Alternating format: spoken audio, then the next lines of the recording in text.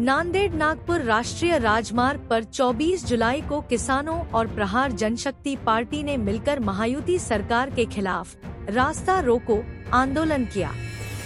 आंदोलन का कारण था कर्जमाफी का अधूरा वादा।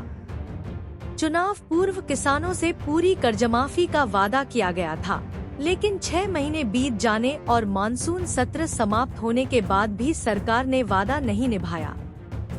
गुस्साए किसानों ने सरकार पर झूठे वादों का आरोप लगाया और सड़क पर बैठकर विरोध जताया, जिससे ट्रैफिक जाम की स्थिति बन गई। माझं आजच्या या बच्चू भाऊंच्या आंदोलनामध्ये आजचा जो 24 तारखेचा रास्ता रोको आंदोलन करण्यात आलं होतं, त्या आंदोलनाला हदगाव तालुक्यातील सर्व शेतकरी बांधवांनी, घर खात्यांनी आणि आमच्या सर्व पत्रकार बांधवांनी जो सपोर्ट दिला, सहकार्य केलं, त्याबद्दल सर्वांचे मी प्रथमतः आभार मानतो।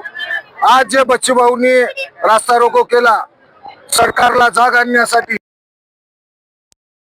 विलंब न करता तात्काळ शेतकऱ्यांचा सातबारा कोरा केला पाहिजे, अन्यथा यापुढे बच्चू भाऊंच्या वतीने तीव्र आंदोलन छेडण्याचा इशारा या परारने दिलेला आहे। या आंदोलनाला शेतकरी बांधव, दिव्यांग बांधव, मेंढपाळ, मच्छीमार हे सर्वजण भरभरून प्रतिसाद मिळालेला आहे आणि आपल्याला पोलीस प्रशासनाकडून पण भरपूर प्रमाणात प्रतिसाद मिळालेला आहे।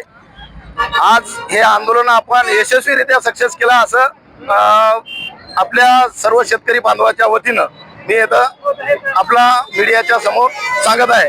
तरी असाच प्रतिसाद पुढे शेतकऱ्याच्या कर्जमाफीसाठी असो किंवा शेतकऱ्याच्या हमीभावासाठी असो किंवा आपल्या मेंढपाळाचा विषय असो, मच्छीमाराचा विषय असो, दिव्यांगाचा विषय असो, परत विधवाचा विषय असो, हे अनेक विषय घेऊन ज्यावेळेस चालत असतो त्यावेळेस सर्व संघटनांनी असंच सहकार्य करावं। आपण कुठलाही जातपात धर्म न बघता किंवा कुठलाही पक्ष न बघता आपण शेतकरी आहोत हे प्रथम जागरूकता असावी, हे या आंदोलनातून आज सर्व मित्रांनी आणि सर्व संघटनांनी दाखवून दिलेलं आहे। आणि हे आंदोलन आपलं महाराष्ट्रामध्ये नंबर 1 ला असेल असं मला वाटते।